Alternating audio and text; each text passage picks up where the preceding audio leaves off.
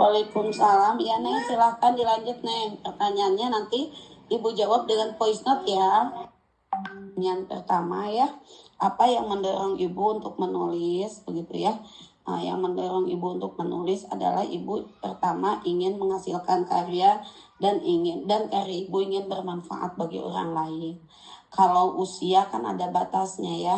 Kalau dengan tulisan kan tidak dapat menembus ruang dan waktu begitu ya. Jadi waktu tidak menjadi batasan untuk dikenang oleh orang lain, apalagi oleh keluarga. Itu untuk pertama. Kedua, menulis juga sebagai media untuk mengamalkan ilmu yang bermanfaat ya, untuk amal jariah. Semoga tulisan yang Ibu tulis itu juga dapat memberikan ilmu bagi pembacanya.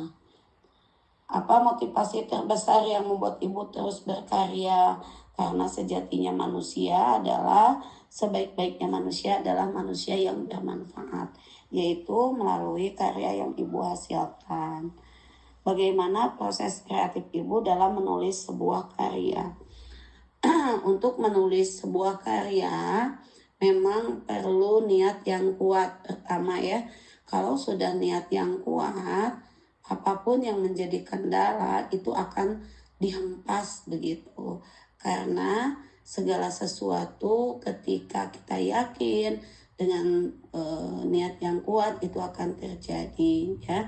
Kemudian setelah ada niat, tujuannya apa begitu. Jadi Ibu memiliki niat dulu, tanamkan niat yang kuat di dalam diri, kemudian Ibu mencoba untuk selalu meditasi dan swab hipnosis untuk memotivasi diri Ibu agar ketika mood Ibu jelek itu badan yang akan menggerakkan Ibu untuk melakukan sesuatu begitu.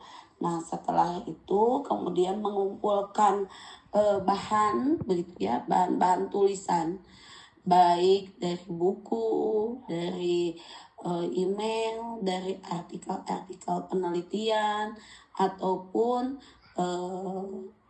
materi yang Ibu temukan di web-web sesuai dengan pencarian Ibu yang memang itu dapat dipertanggungjawabkan juga dari Ibu begitu. Nah, setelah ada buku, Ibu menyesuaikan dengan kerangka tulisan yang Ibu buat, kemudian Ibu mengapresiasi dari tulisan bahan sumber itu ke dalam tulisan Ibu. Jadi Ibu bisa menentukan sumber yang dibutuhkan dan kemudian Ibu mengolahnya, mengapresiasi tulisan sesuai dengan sepemahaman Ibu berdasarkan juga dengan hasil-hasil penelitian yang telah Ibu lakukan, itu dimasukkan ke dalam tulisan. Itu Ibu jadikan bahan, kemudian Ibu tulis, Ibu mulai proses menulis begitu. Nah, setelah Ibu selesai proses menulis, Ibu melakukan pembacaan ulang ya atas tulisan Ibu. Kemudian Ibu lakukan revisi begitu. Ya, baik revisi mayor maupun revisi minor itu sesuai dengan konsep yang akan Ibu tuangkan dalam tulisan begitu. Nah, jadi tahapannya tadi ada menulis dan pasca menulis ya, rewriting, writing, and post. Nah, dari tulisan yang telah direvisi begitu, kemudian didiamkan dulu. Ibu selalu mendiamkan tulisan tersebut, kemudian Ibu baca ulang lagi, Ibu revisi lagi begitu ya kalau untuk proses kreatif menulisnya. Kemudian setelah tulisannya itu lengkap begitu, kemudian Ibu meminta jika ada yang berkenan teman begitu untuk membaca dan untuk melakukan pengeditan begitu. Setelah itu Ibu baru mencari penerbit untuk Ibu percaya dalam menerbitkan buku Ibu ya, seperti penerbitnya Nawa Utama yang pemiliknya dosen kita gitu ya. Ibu Dokter Elisa Sarifah Aini, begitu salah satunya. Itu sangat memudahkan dosen dalam menulis begitu. Apakah ibu lebih senang menulis dengan target tertentu atau secara spontan mengikuti inspirasi? Itu bergantung pada kebutuhan dan juga tujuan ya. Ketika tadi kan di awal itu ya, ibu selalu swahipnosis. Nah itulah yang senantiasa menjaga kekonsistensian ibu dalam menulis. Sehingga ketika ibu good mood itu tidak perlu ditanyakan ya.